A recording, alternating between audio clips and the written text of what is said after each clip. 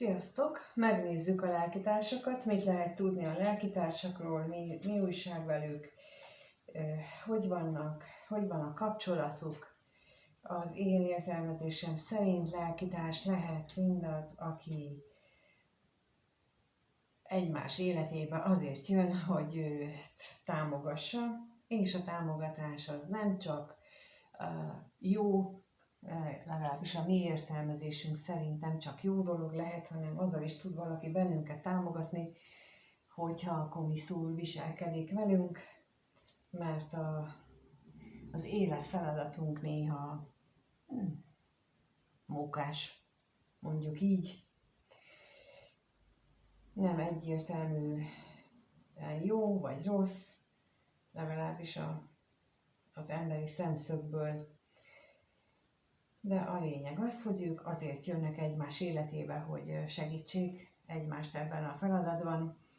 Az asztrológiában meg vannak ilyen jelölők, hogy melyiket mutatják meg, hogy mi az életfeladatunk. Azt onnan jó be lehet határolni. Kicsit jobban szerintem, mint a kártyából, ezért is nézem én azt például abból, mert az ott sokkal jobban behatárolható, mint innen, illetve nekem a kártyából jobban az érzések jönnek át, és most is azt fogjuk, vagy legalábbis azt gondolom, hogy azt fogom közvetíteni, úgyhogy lássuk, hogy ezek a lelkitársak hogy vannak ők, milyen a kapcsolatuk. Hát az indulás az nem olyan rossz, mert a folytatás az már nem olyan egyértelmű.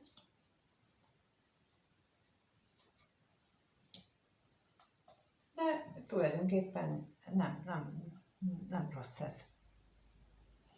Mert én itt azt gondolom erről, hogy meglehetősen nagy szeretet uralkodik közöttük. Különösen a női személyjelölővel jelöltnél. Ez azt jelenti, hogy lelkitársak lehetnek nő, férfi, tehát az nincs meghatározva, anya-gyermek, és barát, munkatárs, bárki ismerős is lehet lelkitárs, akivel úgy jól el vagyunk, és egy életszakaszban ő átsegít, és akit itt most a női személyjelölővel jelölünk, ő neki nagyon erősek az érzései, még nem tudjuk, hogy ki iránt, de ezek az érzések mindenképpen hozzátartoznak az ő feladatához, amit lehet, hogy ő nincs ezzel tisztában, és talán most az is jön, hogy lehet, hogy ezek az érzések mondjuk az ő értelmezése, az ő gondolatai szerint nem arra irányulnak, akire kellene, vagy nem kapnak viszonzást, és ezért ez őt elszomorítja. Na de akkor megnézzük itt az özvegyasszonyról, mit tudhatunk meg.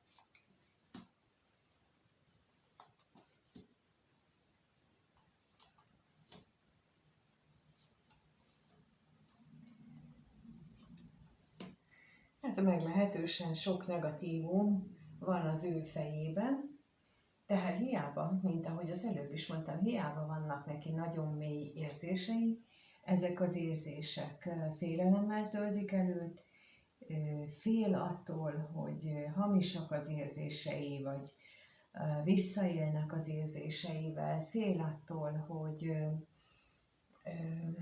nem fog tudni mit kezdeni ezzel az érzéssel, például egy találkozásnál, vagy a találkozásnál, hogyha az általa szeretett személlyel találkozik, akkor ő nem tud megfelelően megnyilvánulni, mondjuk így, tehát hogy ne mutassa ki túlzottan az érzéseit, és ezek a félelmek lehetnek benne.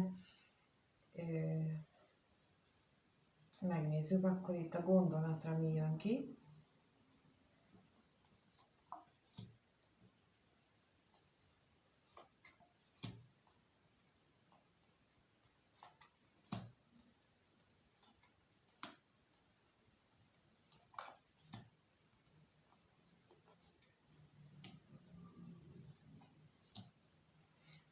Hát lehetséges, hogy azon is gondolkodik, hogy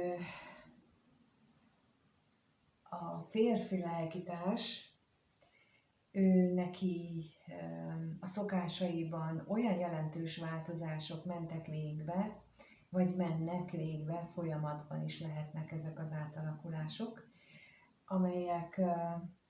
amelyekkel mondjuk ő nem tud mit kezdeni, vagy attól fél, hogy a férfiban végbe menő változások miatt az ő érzései azok viszonzatlanok maradnak, vagy nem úgy fognak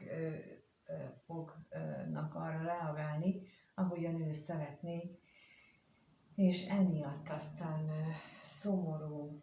De még itt a állandóságra kérnék szépen, hogy az miért van itt, ez itt.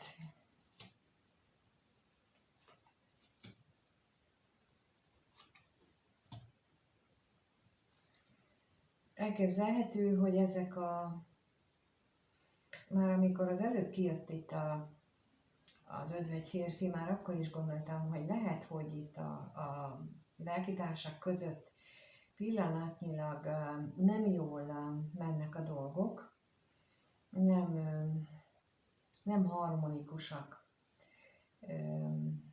Itt a női félnél jelentheti ezt is, hogy pillanatnyilag távolság van közöttük, akár lehet ez lelki, fizikai eltávolodás is, hosszabb ideig tartó, vagy rövid ideig tartó eltávolodás, de minden esetre olyan, mintha ők most a kapcsolatuk nem egy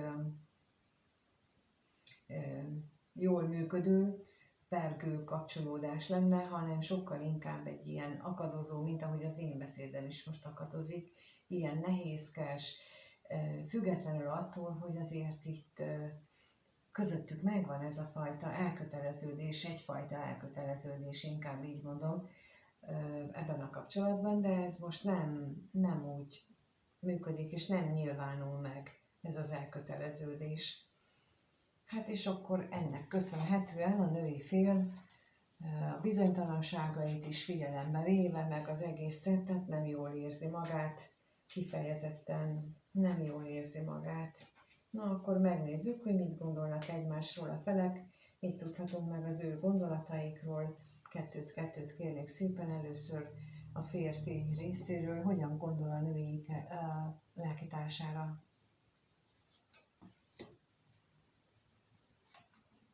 És a nő hogyan gondol a férfi lelkitársra.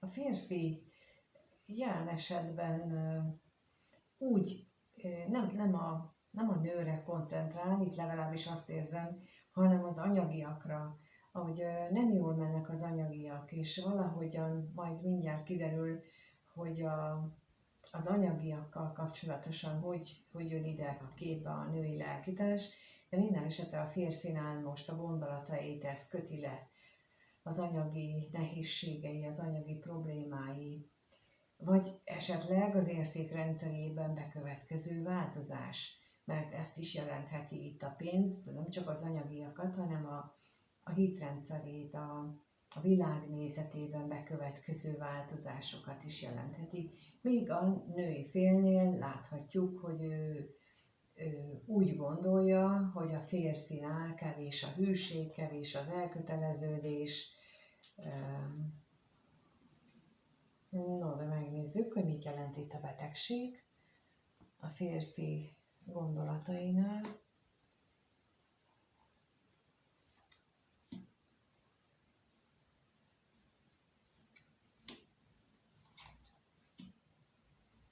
És a pénzre is kérnék szépen.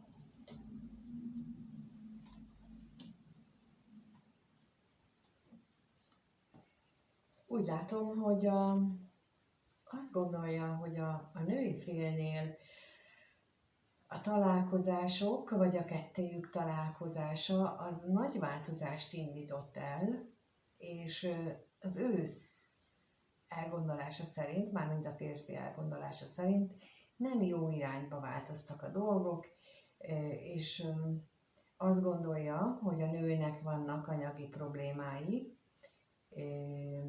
és ez amiatt van, mert hogy más, tehát nem jó irányba változtatta meg a nő talán az életét, a munkáját, vagy a kiadásait, és bár próbál új irányt elkezdeni, az nem teljesen zökkenőmentes, és csak reméli, hogy azért ez így összejön majd neki. Tehát, mint ahogy mondtam, a férfinál itt az anyagiakra helyezi a fókuszt, ezt gondolja a nővel kapcsolatosan. A nőnél pedig, hát ő a hűségre.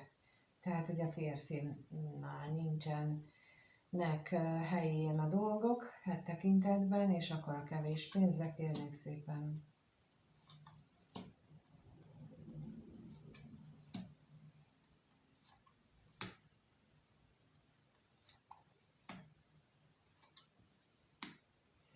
És a hűségre is kérek.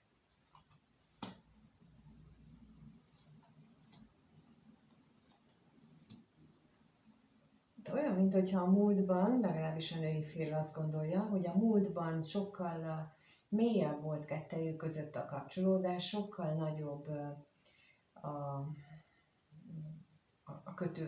a kötődés egymás iránt,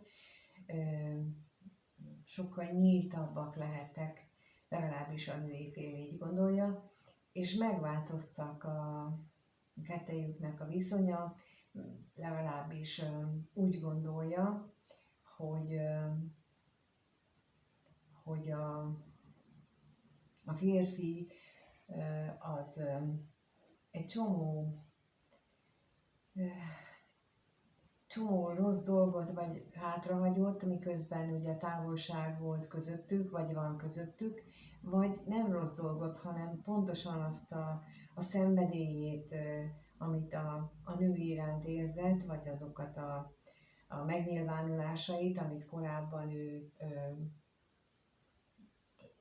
ahogyan szokott a nővel kommunikálni, azt hátrahagyta. Tehát lehetséges, hogy így a kommunikációnak a lendülete, a mélysége, ez olyan, tehát nem jó irányba változott, inkább így mondom, tehát ott egyfajta kommunikációs távolságtartás jött létre kettejük között, erre is utalhat ez a kevés pénz, tehát nem csak az, hogy nem sokat találkoznak,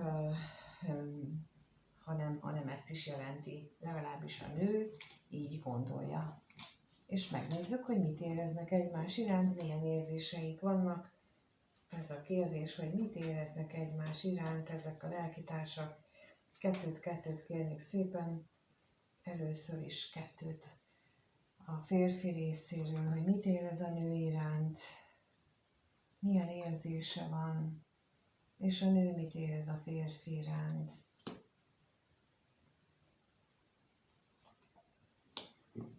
Hát a férfinál láthatóan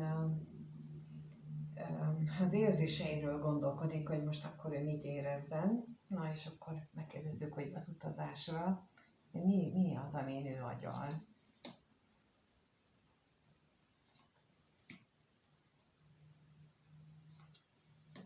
És a gondolatra is kérlek.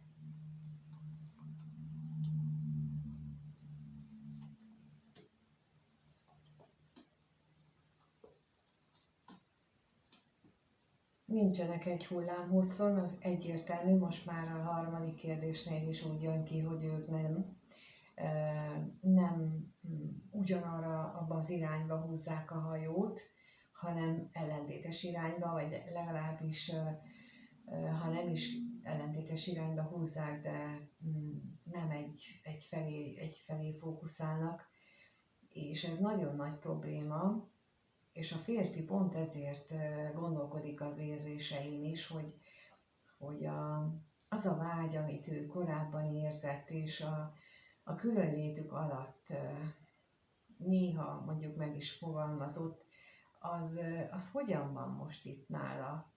Szeretne ő megnyilvánulni de olyan, mintha úgy érezné, hogy a női fél nem partner ebben.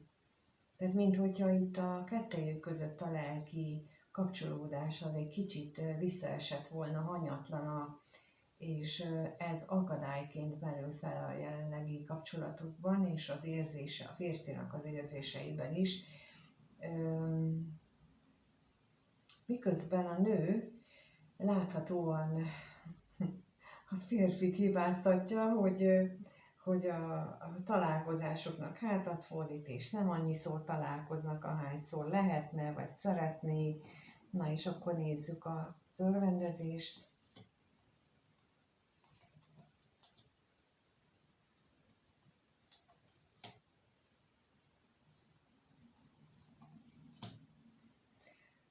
És az özvegy férfit is. Arra is kérek.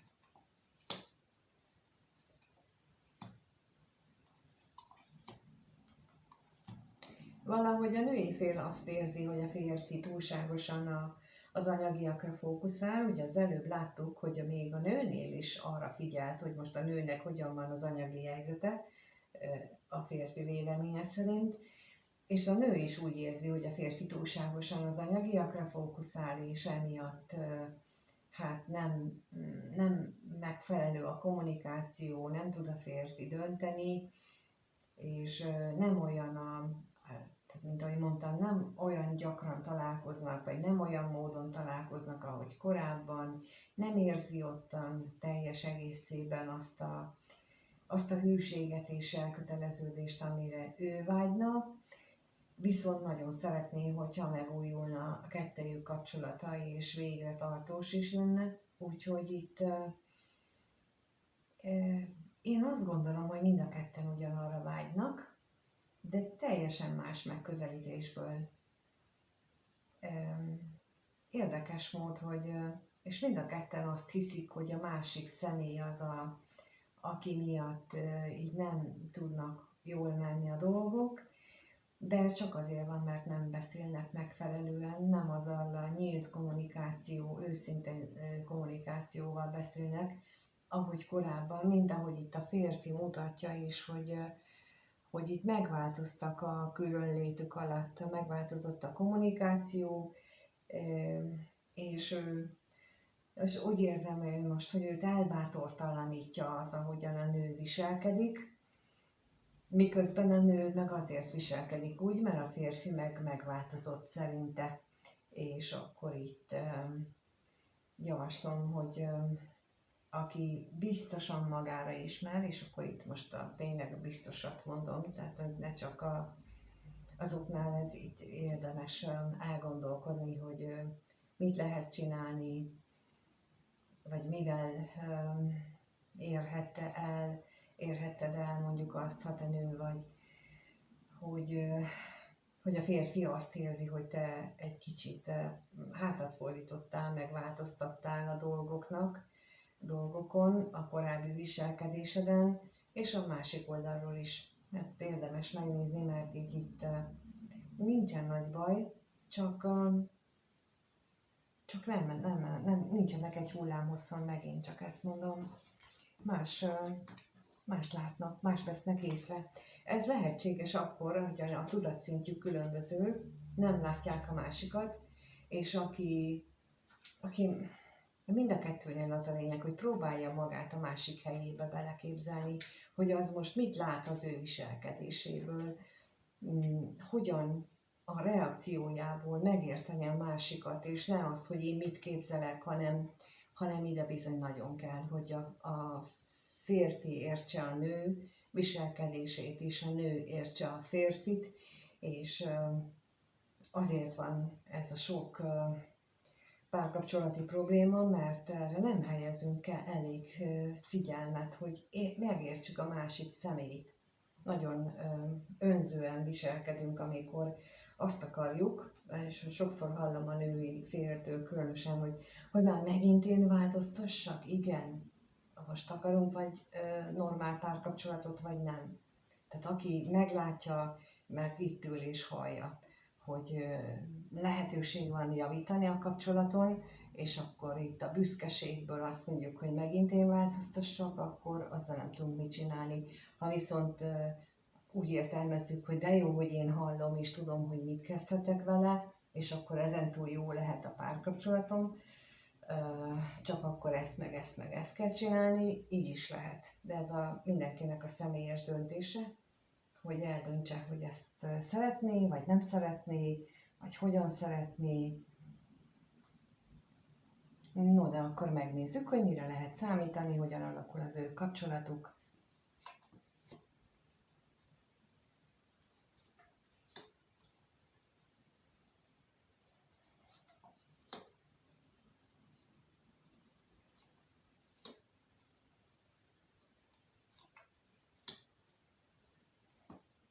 Hát a női fél sopánkodik és bánkódik a találkozások miatt továbbra is, bár úgy látszik, hogy azért lehetséges, hogy a kommunikációján változtat valamit, vagy a másik személy változtat, még ez nem derült ki, de majd mindjárt megnézzük. És akkor megkérdezzük, hogy mit tudhatunk a látogatásról, bővebbet, mi az, amit tudhatunk itt még.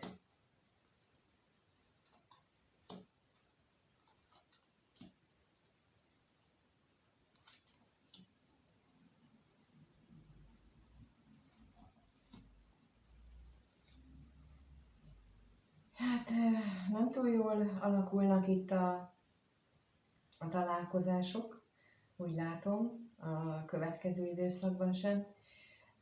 Bár annak ellenére, hogy a férfi azért sokat gondolkodik rajta, hogy hogyan lehetne megvalósítani, lehetséges az, hogy arra gondol, hogy a kettejük között lévő társadalmi különbség, vagy családi hozott minta, hitrendszer, az nagyon-nagyon nagy akadályt jelent. Lehet, hogy itt ez az oka, hogy nem annyit találkoznak, mint amennyit szeretnének, bár látható, hogy a férfi is sokat gondol erre, a nő is bánkódik miatta. És akkor megnézzük még az örvendezést, hogy az mi ez itten.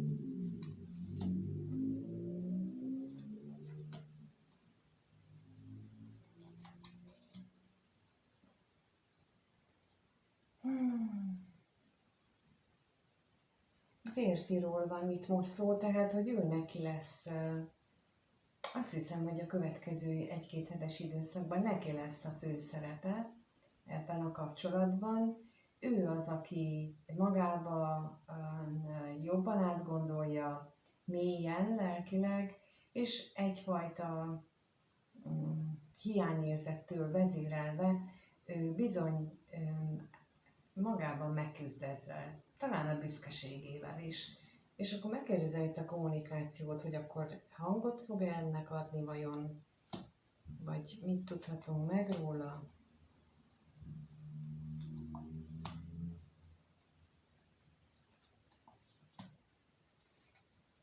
Hát, lehetséges, hogy hangot ad annak, hogy milyen nagy vágyal van, hogy mennyire szeretne találkozni, mennyire vágyik rá, és milyen kitartó is benne ez a vágyakozás. Tulajdonképpen láthatóan most itt a jövő, a következő időszak szempontjából a férfinak a hozzáállása döntő lesz. Ő benne lesznek jelentősebb változások, úgyhogy ha ti nők vagytok, akkor örülhettek, hogy a férfi részéről erősen gondolkodik, hogy változtasson a dolgokon. Hát ennek megfelelően célszerű lenne nektek is rugalmasabbnak lenni, ebben a tekintetben, hogyha ő valami újdonsággal rukkol elő, ami nem kizárt, hiszen itt van a gyermeklapja, és ez egyfajta megújulást is jelent, a kapcsolatnak a megújulását, de a kapcsolatban a kommunikáció megújulását, a találkozás megújulását, a találkozás minőségét, tehát bármit jelenthet itt, akkor ebben az esetben lehet, hogy érdemes elgondolkodni azon, hogy ti ezt hogyan fogadjátok, hogy ha például reflexből azt mondanátok, na hát, hogy ezt nem, akkor meggondolni, hogy na most akkor ezt most a büszkeség mondatja velem, vagy a valódi szeretet, vagy hogy ő miért akar változtatni, és akkor itt érdemes esetleg ezen elgondolkodni. Hát köszönöm, hogyha itt voltatok, és megnéztétek, köszönöm, ha megírjátok kommentben, hogy ez rátok érvényese, vagy valamit magatokra ismertetek el valamelyik szereplőnél, a női férfinél, ugye, mint mondtam, ezek energiák, és nem feltétlenül személyt jelent. Úgyhogy ezt köszönöm, ha megteszitek, ha úgy gondoljátok, hogy nézzünk meg a ti személyes életeteket, hogy hogyan van, mi az, ami nektek jó lenne változtatni, akkor keressetek nyugodtan a leírásban, ott van az elérhetőség. Köszönöm a lájkot és a feliratkozást, ezzel tudjátok támogatni a csatornát, és egyébként pedig mindenkinek minden jót kívánok. Sziasztok!